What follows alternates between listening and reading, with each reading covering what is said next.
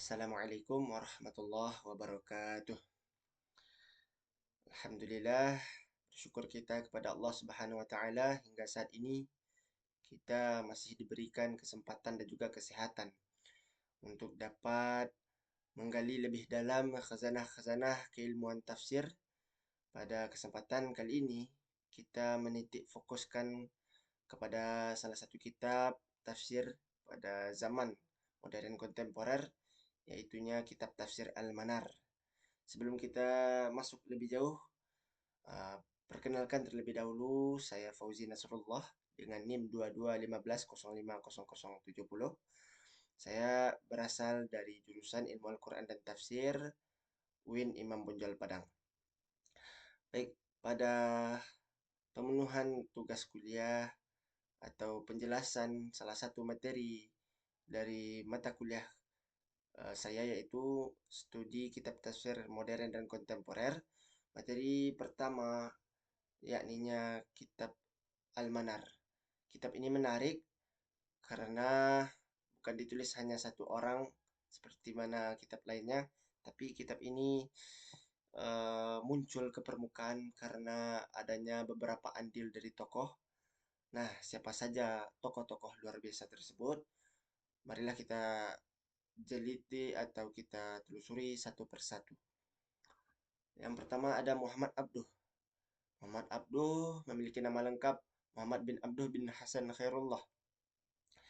Pengarang kitab Al-Manar yang pertama ini yaitu lahir di Mesir pada tahun 1849 Hijriah. Nah, beliau sangat menarik karena beliau bukan berasal dari kaum bangsawan, bukan berasal dari kalangan menengah ke atas, hanya lahir di keluarga yang sederhana tapi sangat memiliki kecerdasan yang begitu luar biasa atau di atas rata-rata. Mengapa demikian? Di umur 12 tahun beliau telah berhasil menuntaskan hafalan Al-Qur'annya 30 juz yang masih tergolong dini gitu. Di umur yang 12 tahun beliau bisa menuntaskan. Kemudian beliau dalam perjalanan intelektualnya, beliau 1866 beliau beranjak dari kampungnya meneruskan pendidikan ke Kairo, Mesir. Di sana beliau banyak bertemu syekh-syekh yang membimbing, salah satunya Syekh Hasan At-Tawil dan Muhammad Al-Bashuni, yang telah meletakkan dasar-dasar atau mengajarkan pokok-pokok dasar landasan pemikiran rasional dan liberalisme serta pengetahuan tentang sastra dan bahasa. Kemudian setelah itu kunjungannya pada 1817 itu Masehi ke Mesir. Di situ Muhammad Abduh bertemu dengan Jamaluddin Al-Afghani, yang mana inilah yang banyak atau mempengaruhi pola pikirnya agar tidak taklid, tidak mengikut saja, dan juga belajar bersikap kritis, terbuka terhadap filsafat dan juga ilmu kalam untuk kemajuan umat yang terkungkung selalu mempercayai hal-hal yang mistis seperti itu, atau tidak banyak menggunakan akal dalam menafsirkan Al-Quran khususnya. Beliau Muhammad Abduh ini sangat berkontribusi dalam bidang tafsir khususnya, yaitu menulis tafsir Al-Manar yang nantinya juga bersama tokoh yang kedua, pengarang yang kedua, yaitu Muhammad Rashid Ridho. Kemudian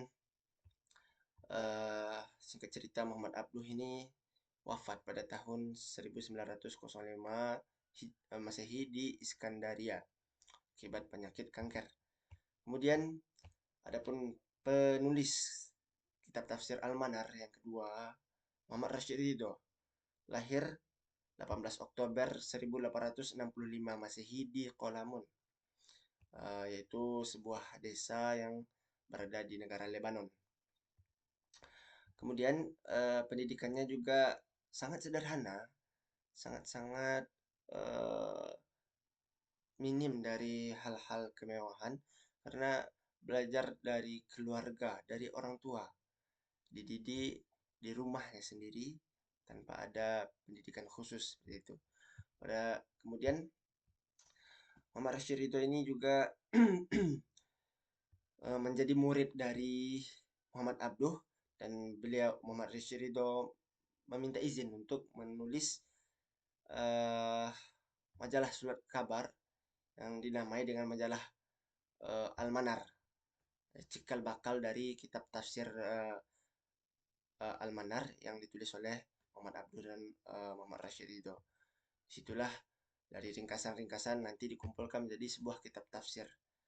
Nah, beliau juga sangat gencar, seperti Muhammad Abduh gencar di dalam bidang intelektual, beliau ini gencar di bidang pergerakan, masukan politik, isu-isu permasalahan kontemporer atau yang terjadi di zamannya, kemudian digunakan apa tafsiran-tafsiran Al-Quran untuk menjawab problematika yang ada sehingga relevan, solih likulli makan wa kulli zaman. Nah, itulah yang diusahakan oleh Muhammad Rashid Ridho dan juga Muhammad Abduh. Adapun latar belakang penamaan kitab tafsirnya yaitu eh, Al-Manar. Seperti kita tahu beranjak dari surat kabar, majalah-majalah yang beranjak dari atau ditulis karena adanya keresahan, permasalahan yang terjadi pada zaman itu. Ciri khas tafsirnya itu tak lain dan tak bukan ada bidang ijtimai, karena sangat membumikan Al-Quran, tidak hanya menjadikan Al-Quran itu eh, kitab yang tertulis tanpa disinggung dengan permasalahan masyarakat seperti itu. Ya, Al-Manar ini sangat luar biasa, ditulis oleh tokoh-tokoh yang penggerak dan pebaru Islam, merubah pola pikir dan cara pandang umat Islam umumnya. Metode tafsirnya yang dipakai itu tahlili, itu dengan menafsirkan ayat Al-Quran secara berurutan sesuai Mushaf Utsmani dan dijelimeti satu persatu seperti hubungan antara ayat, makna lafaz, nuzul, sebab nuzul dan segala macamnya. Nah, corak penafsiran juga seperti beranjak dua hal, yaitu peranan akal dan kondisi sosial. Jadi saling mengkoneksikan, mengintegrasikan eh, dengan berrai, menggunakan logika yang masuk akal dan sejalan dengan nas ayat-ayat Al-Quran dan juga hadis. Nah, jadi itulah mungkin sedikit penjelasan pada kesempatan kali ini mengenai kitab tafsir Al-Manar yang ditulis oleh pembaharu-pembaharu Islam abad 19. Jadi saya mohon maaf bila ada salah penyampaian. Terima kasih atas perhatian. Bila taufiq wal hidayah. Assalamualaikum warahmatullahi wabarakatuh.